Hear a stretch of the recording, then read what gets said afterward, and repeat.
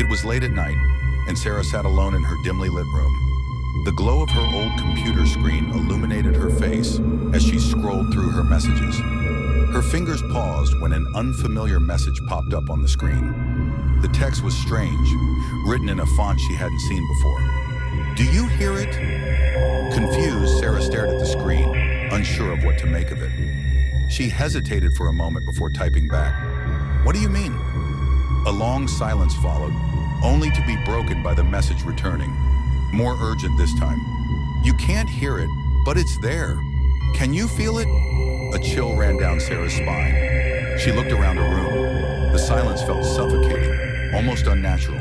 Her heartbeat echoed loudly in her ears, and she could feel the weight of the stillness pressing in on her. She shook it off, trying to convince herself it was nothing. But just then, she heard it, a soft tapping noise coming from the window. Tap, tap, tap. It was almost as if someone was knocking, but when Sarah got up to check, the window was empty, the curtains swaying gently in the breeze. Trying to calm her nerves, Sarah sat back down, her hands trembling as she reached for her phone. The screen lit up with another message from the same unknown number. This one sent a wave of unease through her. "The scream is silent, yet you feel it. It calls to you from the inside. Can you hear the sound of nothing?" The words felt like they were crawling beneath her skin. She looked around again, but her room seemed darker now, as if the shadows had deepened. Her breath grew shallow and the cold air made her skin prickle. Her eyes darted to the mirror on the wall, her reflection staring back at her. But something wasn't right. Her mouth was open, as though she was screaming, but no sound was coming out.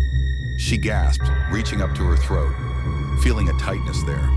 She opened her mouth wider, trying to scream, but still, there was nothing, not a sound. It was as if the scream had been stolen from her, silenced before it could even escape. Panicked, Sarah backed away from the mirror, stumbling in horror. Her reflection grinned at her, a twisted smile that she hadn't made. The fear coursed through her as she realized the truth. The scream wasn't something she could hear. It was something she was living. The silence, the heavy quiet that surrounded her, was the scream, and it had already consumed her, without her even realizing. With wide eyes, Sarah stumbled to the window. The world outside was still, eerily still. The silence pressed against her ears, suffocating.